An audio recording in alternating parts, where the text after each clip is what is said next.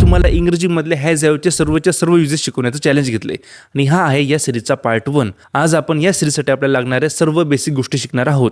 तर स्किप बिलकुल करू नका, कारण यांच्याशिवाय हॅज हॅव वापरता येणार नाही. तर सर्वात आधी तुम्हाला इंग्रजीमधले कमीत कमी एवढे प्रोनाउन्स तर माहितीच पाहिजे. गरज असेल तर यांचा स्क्रीनशॉट घ्या आणि यांना काहीही करून लक्षात ठेवा. आणि जर तुम्हाला सर्व प्रोनाउन्स डिटेलमध्ये शिकायचे असतील तर तुम्ही यूट्यूबवरती माझा व्हिडिओ बघू शकतात. आता आपल्याला बघायचं आहे की has, have, don't, doesn't, didn't हे कोणासोबत वापरायचं. तर लक्षात ठेवा, आय, यू आणि अनेक वचन प्रोनाउन्स सोबत आपण हॅव किंवा डोंट वापरतो आणि उरलेल्या सर्व एक वचन प्रोनाउन्स सोबत आपण हॅज किंवा डझंट वापरतो. आणि जर आपण एका व्यक्तीबद्दल बोलत असू, जसं राजू, श्याम, पिंकी, तर यांच्यासोबत सुद्धा आपण हॅज वापरतो. काही एक्झाम्पल्स बघू. आता मला सांगा, ह्या वाक्यांमध्ये आपण हॅव किंवा डोंटच का बरं वापरलंय? कारण ह्या वाक्यांमध्ये आपण आय आणि यू हे प्रोनाउन वापरलेत. त्यांच्यासोबत नेहमी हॅव किंवा डोंटच वापरलं जातं. बरं, मग आता ह्या वाक्यांमध्ये का बरं हॅव आणि डोंट वापरलंय?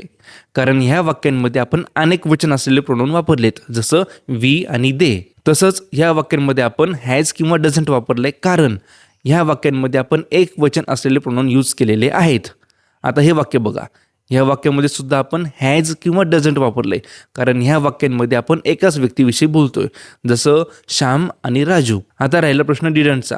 तर लक्षात ठेवा, डिडंट सर्वांसोबत वापरलं जातं. इथे एक वचन, अनेक वचन असं काही बघण्याची गरज नाहीये. आता शेवटचं रूल, मग झालं आपलं काम. ज्या पण वाक्यांमध्ये डोंट, डझंट आणि डिडंट यूज होतं, अशा वाक्यांमध्ये हॅवच वापरलं जातं. अशा वाक्यांमध्ये हॅज कधीच यूज होणार नाही. जसं या सर्व वाक्यांमध्ये हॅवच यूज झाले, कारण ह्या वाक्यांमध्ये डोंट, डझंट, डिडंट यांच्यापैकी काहीतरी आलेलं आहे. आता पटकन रिव्हिजन करू. तर आपण बघितलं की तुम्हाला कमीत कमी एवढे प्रोनाउन्स तर माहिती पाहिजेच, आणि याचा सुद्धा स्क्रीनशॉट घेऊन ठेवा, कारण याच्यावरून तुम्हाला समजेल की has, have, don't, doesn't, didn't कोणासोबत वापरायचं. हा व्हिडिओ खूप कामाचा आहे, तर बाकी लोकांसोबत शेअर करा. फॉलो केलं नसेल तर फॉलो करा, म्हणजे पुढचे पार्ट्स तुम्हाला मिळतील. आणि पुढच्या पार्टपासून आपण वाक्य बनवायला शिकणार आहोत, तर त्यासाठी तयार राहा. थँक्यू.